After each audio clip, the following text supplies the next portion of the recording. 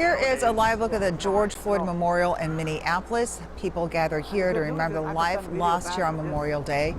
It's a place of peace and healing, and a place where people are welcome to join with others and reflect on what has happened since George Floyd's death. Reg Chapman was there today. He joins us now with how the community is feeling. Reg? Well, Amelia, many are upset about the release of former Minneapolis police officer Derek Chauvin from custody, but many more are determined to use those feelings to spark change. We expect George Floyd Square to remain a place of peace, mourning, and where dialogue around what justice looks like for us to continue to happen, especially on today. Like, it's a somber day for folks. Activist Alicia Smith says this place of healing and collaboration is needed now more than ever. People need a place to discuss the events of today and their feelings about Derek Chauvin being released from custody on bond. If you're feeling angst, if you're feeling frustrated, or just not sure what to do and you need to talk and process with someone in a healthy manner, certainly come on down to the square. There are plenty of neighbors, plenty of allies out here just sitting around and engaging in different types of dialogue about what this means for everyone. We got a major challenge in front of us. Reverend Jerry McAfee says he sees this as a chance to really discuss the issues the community should be confronting when it comes to changing the system. Don't confuse making bail with being exonerated. There's a great difference. He believes officers should be held accountable for taking another life.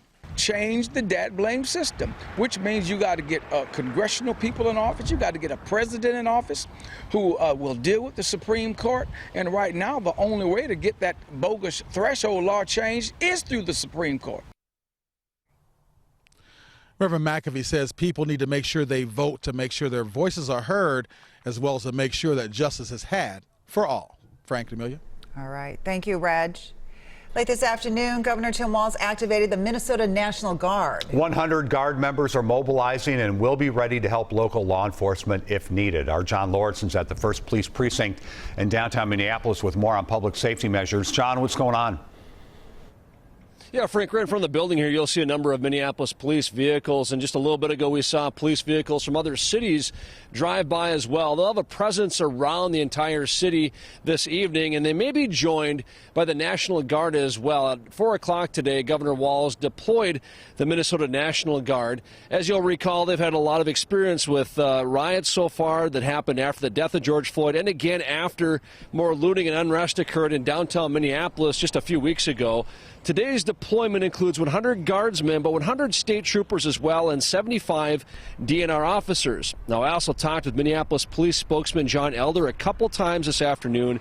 He told me they are preparing for the worst, but hoping for the best. He says they watch flashpoints here and around the country for any potential unrest. Without giving any specifics, he told me they work closely with local, national, and regional law enforcement with public safety in mind. And speaking of that, Elder wanted to make it very clear they support peaceful protests around the city and other places. They want to emphasize that they are in support of that. They just don't want to see things get out of hand this evening or in the future. Guys. Of course, yeah, one of the things we'll be covering and looking for tonight. John, thank you.